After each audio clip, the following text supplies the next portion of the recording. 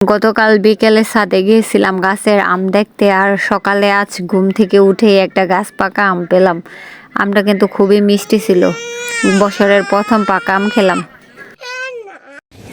Hello everyone, আসসালামু আলাইকুম। আজকে বিকেলে অনেক দিন পর ছাদে আসলাম। ছাদে এসে তো পুরো অবাক হয়ে গেছি। এবার আমাদের আম গাছটায় কিন্তু প্রচুর পরিমাণে আম হয়েছে। যা মানে আমের বোল যখন ছিল তখন আসছিলাম, তা অনেকদিন পর ছাদে আসছি। চলুন আমগুলা দেখে আসি কীরকম আমাদের গাছের আম। এই আমগুলো কিন্তু খুবই মিষ্টি হয়, আর এগুলা চোষা আম। ভিতরে আমের আটিটা কিন্তু খুবই পাতলা হয়, আর আমগুলা কিন্তু প্রচুর রকমের মিষ্টি হয়। একটা আঁশও থাকে না এই আমগুলোতে, মাশাআল্লাহ। এবার কিন্তু আমাদের গাছে অনেক আম এসেছে, থোকা থোকা আম। দেখেই কিন্তু ভালো লাগতেছে আমগুলা। প্রত্যেক বছরই হয়, কিন্তু এবছর যে মনে হচ্ছে যে গাছটাতে অনেক আম, পাতার ফাঁকে ফাঁকে, তারপর উপরে নিচে সবখানে আমের ভারে কিন্তু এই গাছগুলো একদম নিচে পড়ে গেছে, ছাদের মধ্যে একদম নিচে নেমে গেছে। অসংখ্য পরিমাণে আম আসছে কিন্তু, মাশাআল্লাহ, শুকরিয়া, আলহামদুলিল্লাহ। অনেক আম বলে বোঝানোর মতো না। গাছটা কিন্তু তত বড় না, গাছটা খুবই ছোট। গাছ তুলনায় এবছর মনে হয় যে অনেক আম এসেছে। দুই পাশ ও পাশ চতুর্পাশেই অনেক আম।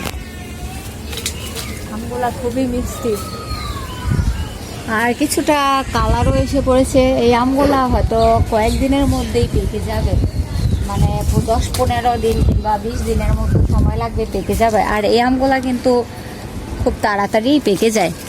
মূলত বৈশাখ মাসে এই আমগুলা পেকে যায়। তো সবাই ভালো থাকবেন।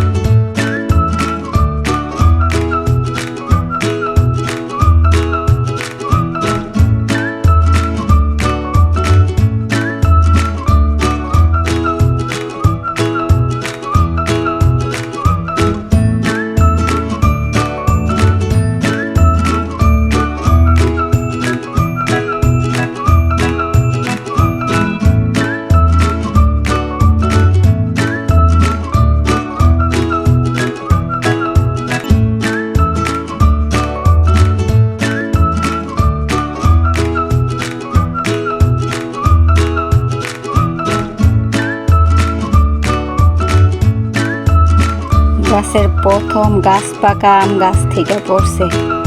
চলুন দেখি এটা কি পাকা নাকি।